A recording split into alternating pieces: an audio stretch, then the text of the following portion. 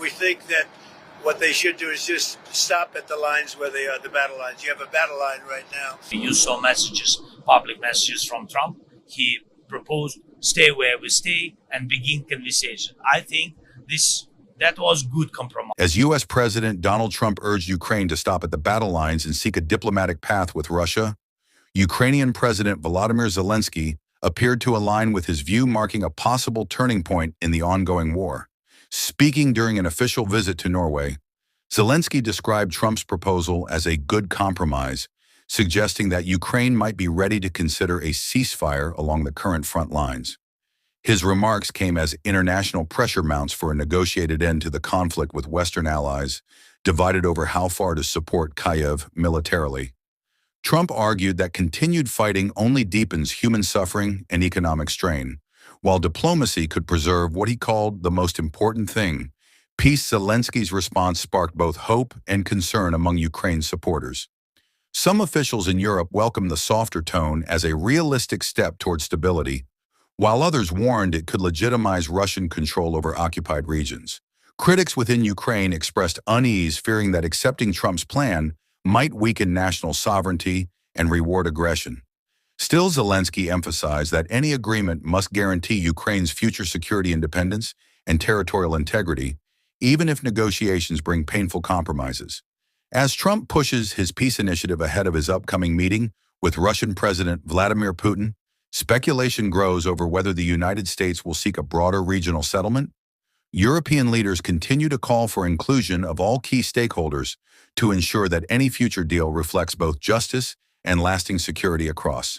To give up land, weakening not just Kyiv but all of Europe. U.S. President Donald Trump has hinted at freezing the Ukraine-Russia conflict along existing front lines, a move that could result in the loss of nearly 78% of Donbass to Russian control. European Union leaders are responding by stepping up financial and military support for Kyiv in an effort to prevent Moscow from consolidating its territorial gains.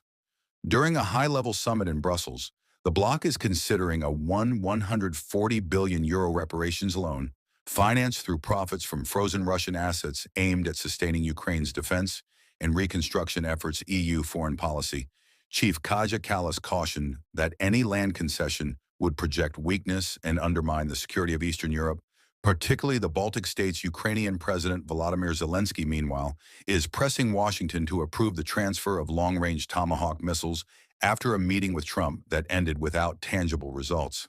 French Foreign Minister Jean-Noël Barrot is pushing for a 19th round of sanctions, focusing on Russia's energy giants, including Rosneft and Gazprom, which continue to fund the Kremlin's war machinery. European nations and Ukraine are working together to create a new 20-point ceasefire plan based on the framework used by President Donald Trump for Gaza peace talks. The proposal aims to establish stability along the current front lines in Ukraine and open a path for broader negotiations between Kyiv and Moscow. The plan outlines the creation of a peace board chaired by the United States, which would monitor compliance and progress on both sides. According to diplomats involved, Trump himself may take a leading role in overseeing the process, giving the effort more weight and visibility on the global stage. Supporters of the plan believe it could serve as a realistic bridge between ongoing hostilities and a long-term settlement. They argue that bringing Washington directly into the process could pressure both parties toward compromise while ensuring that Western security interests are respected. The peace board would include representatives from European countries, Ukraine, and possibly neutral observers tasked with reporting violations and recommending steps to maintain the truce. However, Russian officials have shown little enthusiasm for the idea, insisting that any agreement must reflect what they call new realities on the ground. Despite this resistance, European diplomats remain hopeful that the plan could at least open the door for future dialogue and reduce immediate fighting along the front lines. The effort reflects a growing European desire to balance firmness with diplomacy while keeping the United States